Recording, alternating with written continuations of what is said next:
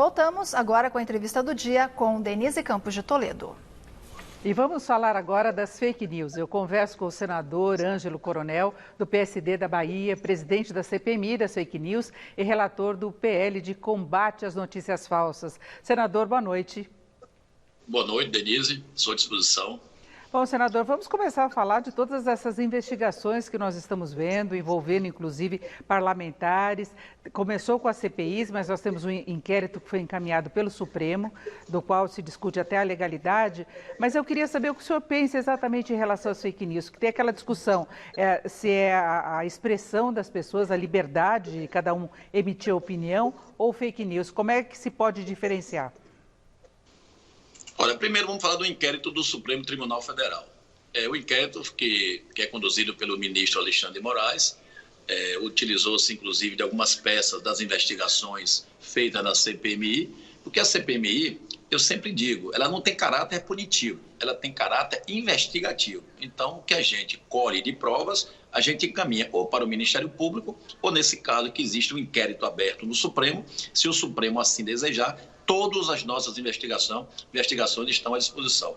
A questão de ser verdade ou ser mentira, isso é muito relativo, Denise. Pelo seguinte, ninguém sabe qual é a verdade de cada um. A minha verdade pode não ser uma verdade para você. É por isso que nós estamos aí fazendo o projeto de combate às fake news, mas simplesmente em cima até da rastreabilidade. Eu estou falando aqui para o povo brasileiro que apresentei o meu relatório, deveremos votar amanhã ou depois, e esse relatório ele contempla o direito à liberdade de expressão, que é uma cláusula pétrea da Constituição.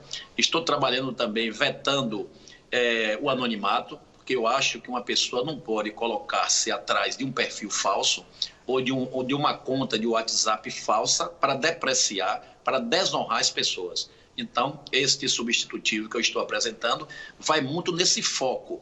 A gente fazer de tudo, mecanismos tecnológicos para tirar esta abertura que as redes sociais deixam para que pessoas que fazem parte de gangues digitais, de quadrilhas digitais, utilizem-se deste anonimato para depreciar pessoas, depreciar instituições e provocar uma verdadeira distensão política no Brasil.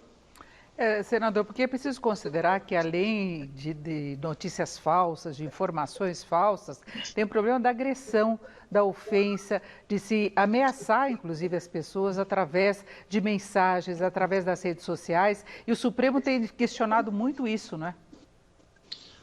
Com certeza. Você vê o Supremo, quando abriu esse inquérito, foi visando combater esta gangue digital que estava depreciando tanto o Supremo Tribunal como também seus membros. Então, o nosso projeto ele é mais extensivo, ele atinge a toda a sociedade brasileira, não só os membros do Supremo, bem como também os membros do Poder Legislativo ou Executivo. A intenção da nossa lei é proteger a sociedade brasileira, porque, na verdade, Denise e meus caros telespectadores, as fake news, as mentiras e os boatos maldosos já acontecem há de muitos e muitos anos, desde a existência do mundo. Mas só que com o advento da rede social, da internet, ele voa, a rapidez é muito grande. Então, muitas vezes, você tem a sua honra atacada num contexto menor. Então, hoje você tem uma lei no Brasil que ele pune por 6 meses. Eu estou apresentando também, nesse projeto de lei, uma ampliação da pena para o crime contra a honra na internet. Porque você sendo desonrado na internet, o espectro, o volume de pessoas que vão ver essa dilapidação à sua personalidade, à sua pessoa, é muito grande. Então, eu quero ampliar essa pena pelo menos para 5 anos de prisão com mais multa. Isso é um dos temas que está no nosso substitutivo. Mas é evidente que o importante, Denise e caros telespectadores, é a retroação.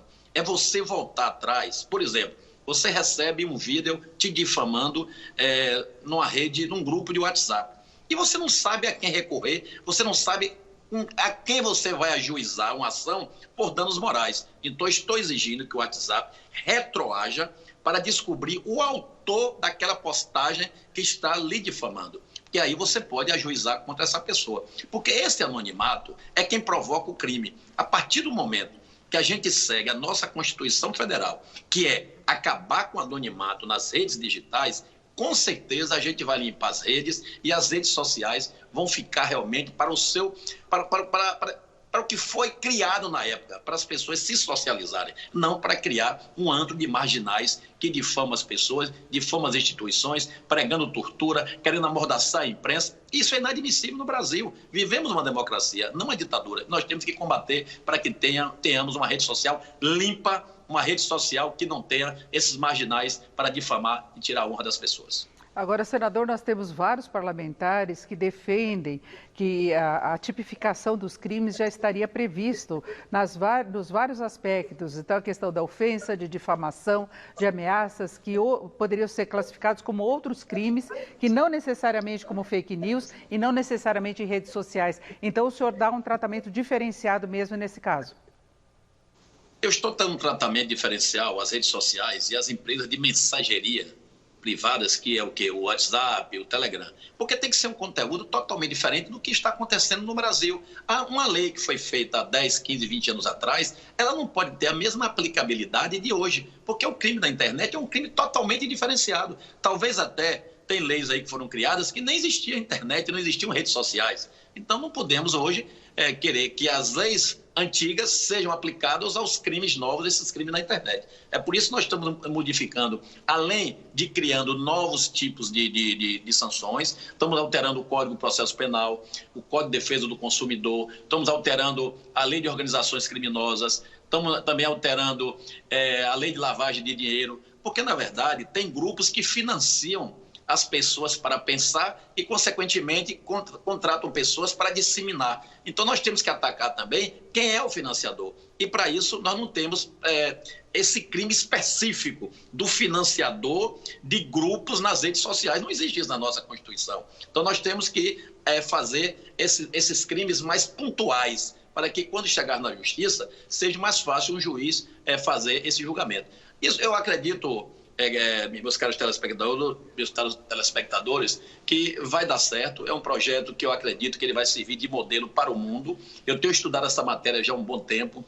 No mundo todo, não existe ainda uma lei de combate aos fake news. São sempre leis com paliativos. A Ásia voltou atrás, a Alemanha fez recentemente, mas não é completa, a França fez, Estados Unidos também tem uma lei de menor escala. Então, nós estamos agora querendo que as pessoas sejam rastreadas. Não é simplesmente quebrar e nem censurar. Mas você só pega um criminoso se você conseguir rastreá-lo. E para rastrear, você tem que contar com o apoio da rede social e também das telefônicas. Eu sempre digo, toda rede social, Denise e meus caros telespectadores, para você abrir uma conta no WhatsApp, ele te pede o número do seu celular. Mas existe no Brasil hoje uma indústria de chips falsos, com números falsos, números falsos não, CPFs falsos, que você cria uma conta numa telefônica, depois você cria uma conta no WhatsApp e você não sabe como rastrear. Porque quando a justiça dá uma ordem judicial para quebrar o sigilo, o cara que credenciou aquele chip é com um CPF falso. Então nós temos que começar isso desde a telefônica até a plataforma digital, porque só assim você consegue dar uma inibida nessa parte criminosa. Agora, senadora, o senhor acha que os gestores das redes sociais também seriam responsáveis e deveriam ter algum tipo de controle em relação ao que é publicado, divulgado? Olha, aí que eu te falei no início, é a questão da verdade, a sua verdade e a minha verdade. Agora, tem temas nas redes sociais que, nos seus termos que você aceita quando você vai abrir uma conta, eles já começam a arbitrar por conta própria. Apologia a racismo, apologia à pedofilia. Eu estou ampliando mais para ataques à democracia, eles podem retirar do ar esses conteúdos, mas nós estamos fazendo de tudo para que não haja censura. Agora, é evidente que muitas coisas que eu coloquei no meu texto vão depender de ordem judicial. Eu sempre quero deixar que um julgador ele tenha condições de julgar se aquela matéria merece ser retirada do ar ou não. E estou pregando também, Denise e meus caros telespectadores, a questão do direito de resposta. Porque não adianta você, Denise, ser atacada numa rede social, você retirar depois essa postagem via uma ordem judicial e você não ter o seu direito de defesa. Então, como já existe o direito de defesa constitucional em jornais, em revistas, televisão e rádio, eu quero estender o direito de defesa para as redes sociais, para que as pessoas atingidas possam também se defender. Porque senão, você não é ouvido, você não ouve o outro lado, não faz o contraditório. Então, muitas vezes, quem viu a parte negativa, não viu o seu contraditório e vai dizer, pô, aquele cara realmente é um bandido, aquele cara é um marginal, ou aquele cara é um ladrão, aquele cara é isso ou aquilo. Então, nós precisamos dar o direito de defesa ao povo brasileiro para se defender também nas redes sociais. Agora, senador, o senhor trata especificamente também do risco de influência nas eleições por fake news, como se suspeita que tenha ocorrido no Brasil, nos Estados Unidos e outros países? Olha, não podemos permitir que mensagens em massa mude a mente do eleitor. Já existem pesquisas que, quando você publica 10 fatos na internet, o povo acredita em 7. Então, imagine como é que você não consegue, no momento de uma eleição, você começa a depreciar um candidato, muitas vezes você deprecia tanto que termina uma mentira virando verdade. Então, não podemos permitir isso. Então, nós estamos vetando também o uso de robôs.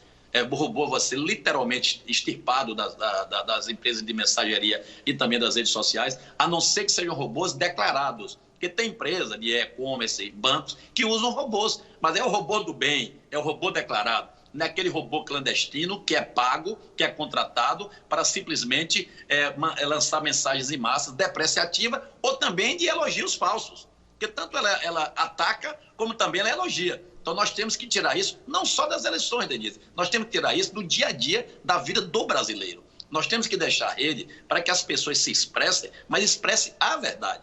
E quando você acha que aquela verdade não é a sua verdade, você entra no contraditório. Por isso que nós temos que moralizar as redes sociais. Senador, rapidamente, para nós encerrarmos, eu queria saber como é que o senhor vê essa disputa que existe até no parlamento, de que qualquer iniciativa contra a fake news seria contra o governo, contra os apoiadores do governo.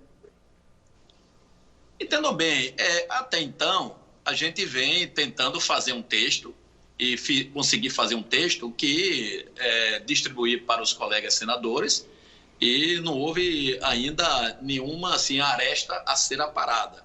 Eu espero que a gente vote esse texto à unanimidade, porque é uma proteção à sociedade brasileira. Então não podemos achar que é uma lei para ser contra o governo ou a favor de governo. A lei das fake news é uma lei da sociedade brasileira, não é a lei para governo. É evidente que quem usa fake news para se promover ou depreciar um alvo, não vai ficar satisfeito. Mas como o grupo do presidente diz que não pratica isso, não tem nada a ver de eles serem contra essa lei, já que eles dizem que não praticou e não pratica. Então, vamos votar a lei à unanimidade, esperamos isso. Perfeito, eu conversei aqui com o senador Ângelo Coronel, do PSD da Bahia. Senador, muito obrigada, uma boa noite. Obrigado pelo espaço, uma boa noite a todos os telespectadores. Com vocês.